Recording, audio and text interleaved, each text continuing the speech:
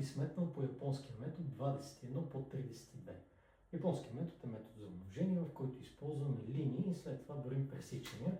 Нека ти покажа числото 21. Си го представяме с две линейки за десетиците и една линейка малко по-далеч за единиците.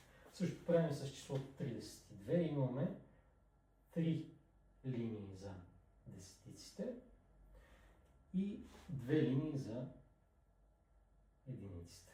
32. Сега разделяме на сектори и след това броим пресичания. Ето го първият сектор или диагонал.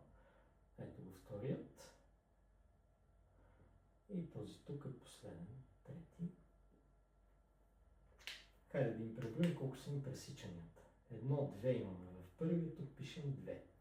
1, 2, 3, 4. Имаме тук и 1, 2, 3. Имаме тук. Долу 4 плюс 3, 7. И в последния имаме 1, 2, 3, 4, 5, 6. 6. Демек според японците 21 по 32 трябва да ни даде 672. Сметни го по българския начин, за да видим дали е вярно и се абонирай за канала на Известното Хикс. Чао!